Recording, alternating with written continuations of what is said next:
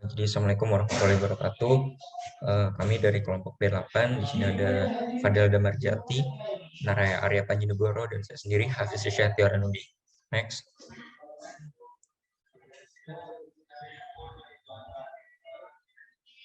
Jadi bangunan yang kita tinjau di sini adalah Cafe Brick yang berlokasi di Jalan Damai nomor 8, Tambatan Sidoarjo, Kecamatan Ngaglik, Kabupaten Sleman, Daerah Istimewa Yogyakarta. Oke, next.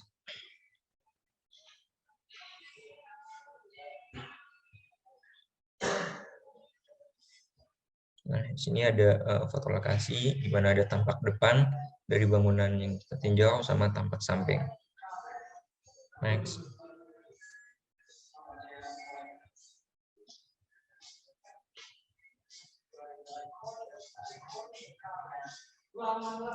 Kemudian di sini tampak dari interior lantai 1, kemudian di sebelah kiri ada interior lantai 2 dari Cafe Brick itu sendiri.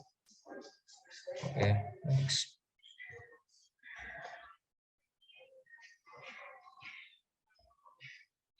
Nah, kemudian dari hasil pengukuran ditemukan bahwa bentuk dasar bangunan itu persegi panjang dengan lebar bangunan 8,4 meter, kemudian panjang bangunan 15,65 meter, tinggi kolom lantai 1 3,2 meter, dan tinggi kolom lantai 2 2,9 meter. Next. Nah, ini merupakan denah lantai 1, di mana ada tributary area yang merupakan konsep pembebanan yang menyalurkan berdasarkan luasan area beban yang diterima fondasi, kemudian dihitung berdasarkan jarak antar kolom. Selanjutnya, perhitungan dilakukan berdasarkan jarak terjauh sehingga dapat mengeluarkan hasil beban terbesar. Ini dari tributary area lantai 1. Next.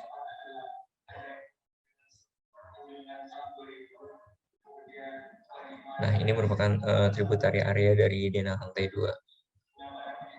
Next. Nah, kemudian ini tampak portal yang kami tinjau. Kami meninjau dari tampak depan. Sini nampak portalnya. Oke, selanjutnya. Nah, kemudian untuk profil penampang baju sendiri, kami menggunakan profil H ukuran 175 x 175 mm dan potongan dan profil baja WF ukuran 300 x 150 mm. Untuk profil H, untuk profil H sendiri kita menggunakannya untuk balok, sedangkan untuk balok WF kita menggunakannya untuk kolom. Next. Nah, selanjutnya ini menggunakan analisis SAP 2000. Yang step pertama yaitu memilih pemodelan yang digunakan dengan satuan yang digunakan kilonewton meter Celsius. Kemudian step kedua, menginput dimensi portal. Lanjut. Setelah itu, step 3 menginput data baku mutu baja 37. Kemudian pada step 4, kita memilih tumpuan portal, di mana pada kasus ini kita menggunakan tumpuan jepit atau fix. Kemudian lanjut. Step 5 yaitu menginput data profil baja yang digunakan. Pada kasus ini tadi seperti yang sudah saya sampaikan, menggunakan profil baja untuk balok. Untuk balok kita menggunakan profil H 175 x 175 mm, dan untuk kolom kita menggunakan balok profil WF 300 x 150 mm. Next. Step 6, kita menginput jenis profil baja pada model, yaitu mengassign profil baja sesuai kegunaan, dan dilanjutkan dengan menentukan data beban yang digunakan, yaitu ada dead load, live load, additional dead load, dan beban gempa. Lanjut.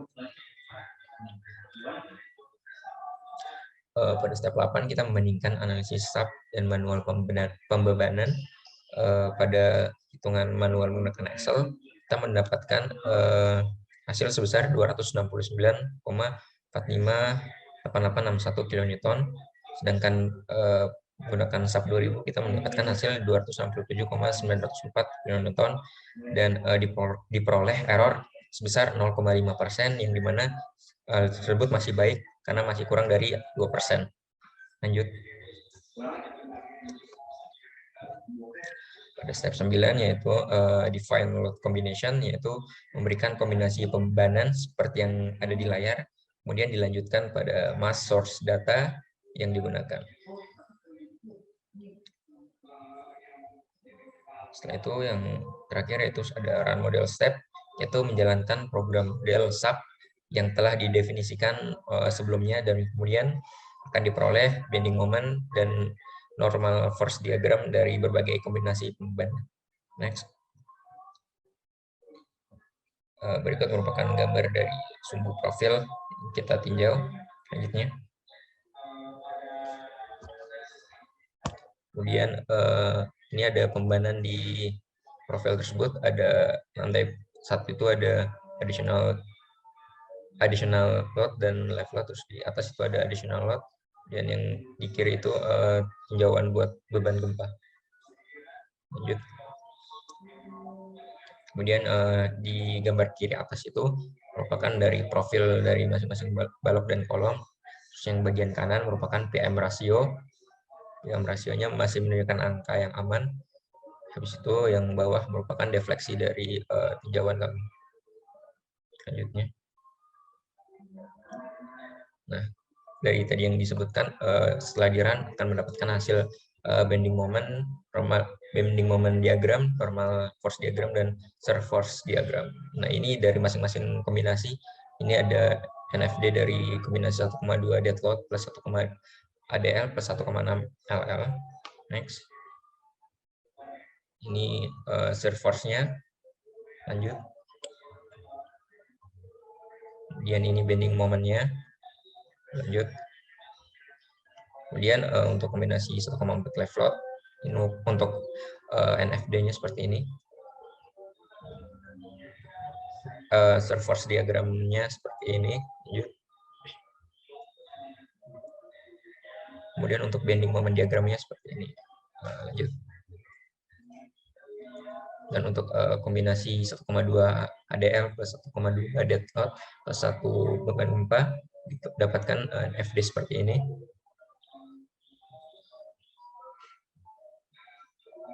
Kemudian dapatkan SFD seperti ini.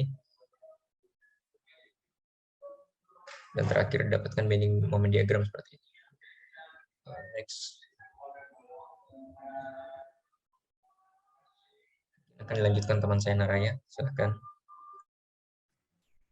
Ya, selanjutnya setelah didapatkan hasil analisis dari software SAP 2000 tadi, kita lakukan analisis secara manual. Pertama-tama dari sisi pembebanan dulu, kita tadi sudah masukkan beban mati atau deadload yang isinya seperti yang tertera pada layar.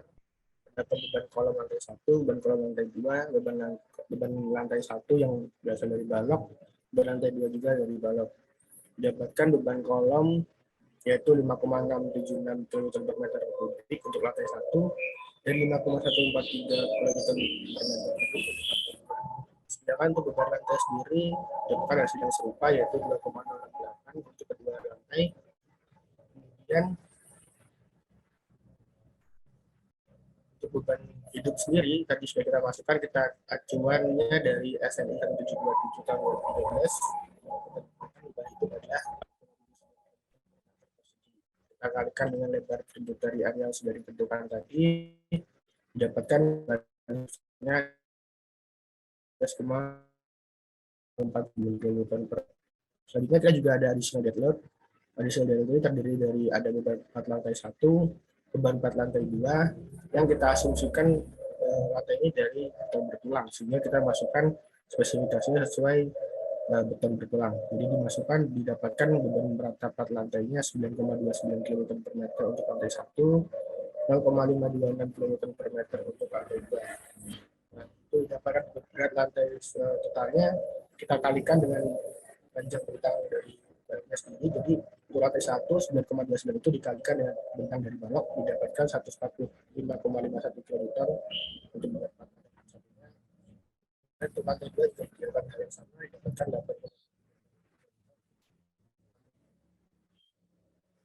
8. Dan additional deadload-nya juga ada beban guarding dari lantai 2. Ini kita dapatkan beban total dari guarding adalah 54,165 kilonewton. Untuk beban meratanya sendiri kita bagikan dengan bentang guardingnya itu 1,73 kilonewton. Selanjutnya dari additional deadload juga ada beban kuda-kuda di lantai 2, dapatkan beban total beratanya sendiri juga sama seperti guarding, kita kalikan dengan bentangnya didapatkan 0,328 kN per meter. Akhir dari additional deadload ada beban bentang metal pasir di lantai 2, dapatkan beban metal pasirnya adalah 0,57 kN. Untuk beban beratnya sendiri 0,016 kN per meter. Nah, dari ketiga adjustment tersebut kita totalkan sehingga untuk masa totalnya sesuai kombinasi beban seperti yang ada dalam pertanyaan tersebut didapatkan total masa totalnya 200. Kita bandingkan dengan hasil analisis dari SAP 2000 didapatkan tingkat errornya 0,5%. Nah, dari beban total tadi itu kita bisa dapatkan beban gempanya. Jadi beban gempa sendiri ini kita dapatkan dari hasil beban total tadi dikalikan dengan koefisien untuk masing-masing lantai. Jadi untuk contohnya untuk lantai 1 kita dapatkan koefisiennya 0,1, jadi beban total dikalikan dengan koefisien 0,1 dapatkan hasilnya 20,03. Itu juga untuk beban lantai 2 di mana dikalikan koefisien 0,15. Selanjutnya selain bebannya kita juga akan melakukan analisis manual untuk kolom, di mana kolomnya kita ambilkan spesifikasi seperti yang sudah kita jelaskan tadi, yaitu kolom profil WF 300 x 150 sesuai SKD 17778 tahun 2006. Kemudian kita juga ambil metodenya adalah BJ 300. Pertama-tama kita cek truk lokalnya, jadi untuk lambda untuk sayap dan juga lambda untuk badannya ini kita cek apakah mereka melebihi batas atau tidak. Batasnya juga tertera pada layar, diaparkan bahwa lambda untuk sayap dan untuk badan ini tidak melebihi batas sehingga mereka memasuki jenis tidak langsung. Nah, selanjutnya kita hitung faktor kekakuannya. Yang kita hitungnya adalah kolom lantai 1 yang paling pinggir, sehingga didapatkan GA-nya 0,314, GB-nya 1 karena terpaku pada tanah, jadi dapatkan 1, K-nya kita masuk pada kilogram, dapatkan 0,7. Dari hitungan K ini kita dapatkan bahwa kita dapat cek bahwa kolom tersebut tertekuk elastis atau tidak elastis. Nah, dari hasil hitungan kita dapatkan tidak elastis karena nilai lambda ini kurang dari batas di mana lambda 68,85 sedangkan batasnya ada 135. Dari tidak elastis tersebut kita ambil rumus pada SRI 17 tahun 2012 pasal 3 rumus E32 karena lambda kurang dari batas sehingga rumusnya adalah seperti yang tertera pada rumus E32. Untuk FCR-nya, FCR buckling strength-nya jadi didapatkan 189,566 megapascal. Sedangkan untuk torsional buckling strength sendiri, FE-nya kita ambil dari rumus pasal E4, rumus E44 dari SRI 179 tahun 2015, didapatkan FCR-nya 204,743 megapascal. Kemudian untuk patokan nominalnya sendiri, kita ambil untuk PNC-nya berdasarkan flexural buckling strength-nya tadi, PNT-nya berdasarkan dari torsional buckling strength tadi. Nah, kita ambil nilai PN yang terkecil yaitu 626,85 kilonewton. Kita bandingkan dengan nilai PN hasil analisis dari SAP 2000, tingkat errornya ada 1,965%. Error ini bisa terjadi disebabkan mungkin karena kesalahan perhitungan atau mungkin kesalahan penuntutan pada data pada software SAP 2000. Kemudian kita hitung luntur rencana atau MN dari kolom sendiri, kita cek tekuk lokal, ditemukan bahwa statusnya untuk lambda sayap dan badan itu kompak, sehingga MN untuk berdasarkan spesifikasi adalah 113,977 km/meter. Dan untuk LTB-nya kita cari MN-nya berdasarkan nilai LB, LP atau LR. Nah, nilai LB, LP, LR ini dibandingkan, kemudian kita sesuaikan persyaratan sesuai dengan pasal F2 pada SNI 1729 tahun 2012, kita temukan bahwa nilai LB kita lebih besar dari LR. Sehingga kita gunakan rumus F23 pada SNI 1729 tahun 2012, di mana ME adalah FCR dikali SX. SX-nya sudah ditentukan dari spesifikasi profil kolom tadi. Kemudian untuk FCR sendiri dapat kita cari dengan rumus yang tertera pada gambar, pada layar. Kita ambil C-nya sama dengan 1, kemudian dapatkan nilai Mn hasil hitungan adalah 146,061 kN. Nah, nilai Mn yang kita pakai adalah nilai Mn yang paling kecil, sehingga yang dipakai adalah Mn sesuai spesifikasi.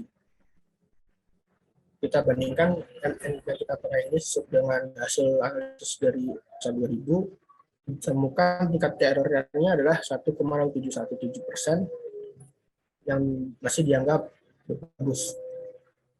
Kemudian terakhir kita lihat cari faktor amplifikasi dari kolom tersebut dengan mengacu pada hasil kombinasi kebebanan sesuai pada layar, yaitu 1,2 dead load tambah 1,2 additional dead load tambah 1,6 live load. Ditemukan PU-VU-MU-nya sebagai berikut sesuai dengan hasil analisis sebelum itu. Kemudian ditemukan faktor amplifikasi PR dan MR-nya sesuai pada layar. Terakhir adalah cek geser nominal dari kolom sendiri. Kita cek langsungan badan dari dimana badan itu lambda badannya kurang dari batas sehingga ditemukan statusnya adalah tidak langsung. Kita cari VN-nya didapatkan 203,952. Nah, selain kolom kita juga cari analisis dari balok sendiri. Baloknya spesifikasinya sesuai yang sudah kita tentukan tadi, yaitu dengan profil H75x75. Kita masukkan datanya sesuai SNI 2610 tahun 2011. Kita ambil juga mutu badannya masih 37. Bentangnya sendiri adalah 313 cm. Seperti pada kolom tadi, kita cek kalau terlebih dahulu. Untuk statusnya adalah kompak, sehingga MN sesuai spesifikasi adalah 86,302 km. LTBA sendiri kita cari LB-PLR-nya seperti pada kolom tadi, di mana LB lebih besar dari LR, sehingga kita menggunakan rumus yang sama, yaitu menggunakan FCR dikali SS, di mana MN yang dilakukan adalah 243,149 km. Kemudian kita cek terhadap geser tersebut, di mana lambda badan dari profil tersebut kurang dari batas sehingga statusnya sama, yaitu tidak langsing. Kita dapatkan VN dari tersebut adalah 165,24 kN. Terakhir untuk balok, kita cek apakah keputusan tersebut sesuai, masih aman sesuai dengan izin atau tidak dengan menggunakan kombinasi AS. Nah, izin ini kita berdasarkan SRI 179 tahun 2002, di mana beban tetap yang kita ambil ada L per 360, kita dapatkan izin 0,00869. Kemudian berdasarkan hasil analisis SAP 2000, Y-max-nya adalah 0,001493. Nah, karena Y-max ini masih lebih kecil dari Y-izin, maka lanjutan masih dalam status aman. Dan mungkin akan dilanjutkan dengan teman saya, yaitu Fadel Amarjadi. Oke, kita masuk ke perancangan sambungan. Nah, di perancangan sambungan kolom dan balok ini terdapat dua jenis sambungan, yaitu sambungan las dan sambungan baut. Sambungan las sendiri terletak pada sambungan baloknya. Itu sambungan lasnya itu berada di ujung-ujung dari baloknya ini. Kemudian baru nanti akan dilakukan sambungan baut pada plat yang akan digunakan. Ini adalah hasil analisis dari SAP sebelumnya. Dihasilkan gaya aksial itu sebesar 15,67 kN, kemudian gaya geser balok sebesar 49,87 kN, dan gaya momen ultimate sebesar 26,452 kN. Kemudian dari spesifikasi baut yang digunakan yaitu baut A325N M24 dengan diameter 24 mm, FNV 372 MPa, FNT 620 MPa, dan luas penampang baut sebesar 452,39 mm persegi. Kemudian dari material plat yang akan digunakan yaitu adalah STMA 36 atau mirip dengan BJ 37 dengan FY 240 MPa dan FU sebesar 370 MPa. Kemudian dari dimensi plat yang akan digunakan yaitu 175 kali 175 mm menyesuaikan dari dimensi baloknya sendiri, dan tebal plat yang digunakan menurut SNI 1729/2002 dihasilkan tebal plat minimal itu sebesar 3,89 mm dan kelompok kami menggunakan tebal plat sambungnya itu sebesar 12 mm. Kemudian kita masuk ke bagian sambungan las. Mutu las yang digunakan yaitu las E60 dengan FU sebesar 413,68 MPa dan FY sebesar 344,74 MPa. Sambungan las sudah ditentukan, tebal lasnya itu sebesar 3 mm dengan LW1 yang berwarna kuning ini dan LW2 yang berwarna hijau ini. LW1 itu sepanjang 685 mm, LW2 sepanjang 306 mm, dan total panjang dari las yang akan digunakan sebesar atau sepanjang 991 mm. Kemudian kuat geser lasnya sendiri dari kuat geser LW1-nya itu sebesar 270,47 kN dan LW2-nya itu kuat geser LW2 sebesar 120,82 kN. Kemudian kita cek apakah dari kuat geser las ini lebih besar dari kuat geser hasil analisis dari SAP itu, ternyata hasilnya adalah aman karena lebih besar dari nilai VU. Kemudian kita lihat juga apakah dari momennya memenuhi. MR momennya itu angka reduksi dikali dengan MN. MN sendiri itu berasal dari ZX dikali FY. ZX di sini sudah dihitung dan dihasilkan 314,427 mm kubik dan MN sebesar 108,39 kN. Dan sudah dihasilkan MR sebesar 97,55 kN. Dan ternyata MR ini lebih besar dari MU yang hasil analisis sebelumnya, yang berarti momen dari las ini aman. Kemudian kita masuk ke sambungan baut. Seperti yang sudah saya jelaskan tadi, bautnya menggunakan spesifikasi A325N524. Kemudian ini adalah skema penempatan baut dan S1S dan ini S1. S1 itu jarak dari tengah baut menuju tepi dan S itu jarak antar baut. Seperti yang sudah diatur pada SNI 1729/2002, untuk perhitungan minimal dan maksimal dari S sendiri itu sudah ada seperti ini. Kemudian langsung kita hitung dari minimalnya saja. Untuk minimal dari S itu adalah 72. Maka digunakan S sebesar sepanjang 77 mm. Dan S1 itu minimalnya 1,5 dB. Dan dihasilkan angka sebesar 36 mm.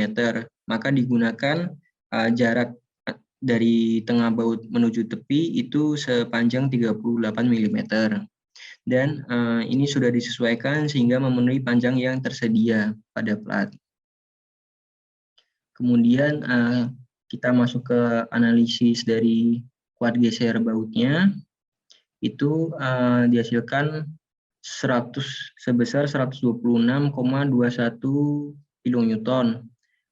Kuat tarik bautnya itu sebesar 210,36 kN Dan gaya tarik momen ini dihitung dari bawah balok dan dihasilkan sebesar 91,178 kN.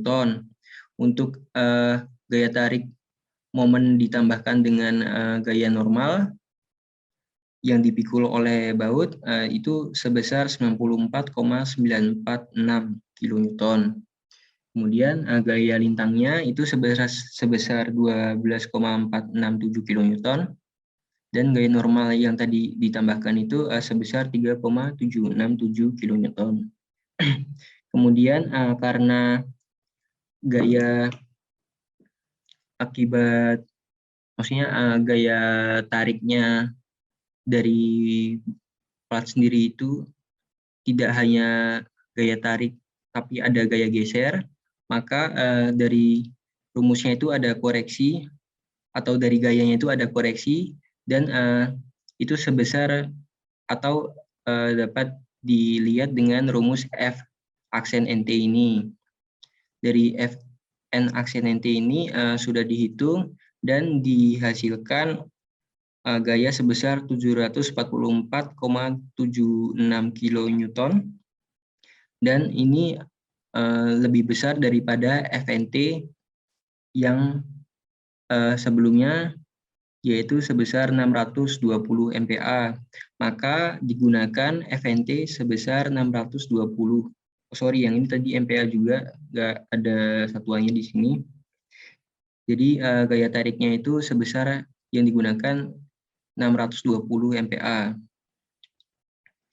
Jadi untuk kuat tariknya itu angka reduksi dikali FNT dikali AB 210,361 kN. Kemudian kita cari keruntuhan platnya. Dari kekuatan tumpunya sendiri itu sebesar 151,85, dan kekuatan sobek platnya itu sebesar 191 kN. Maka digunakan gaya yang atau keruntuhan yang paling kecil, yaitu sebesar 151,85 kN. Dan dibandingkan dengan VU atau geser dari baloknya sendiri, itu aman, atau angka 151 ini lebih besar daripada VU yang sudah dianalisis, yaitu sebesar 49,7. Kemudian ini adalah detail dari tampak depan sambungan dan tampak samping sambungan. Oke, mungkin itu saja yang bisa saya sampaikan. Kurang lebihnya mohon maaf. Wassalamualaikum warahmatullahi wabarakatuh. Terima kasih.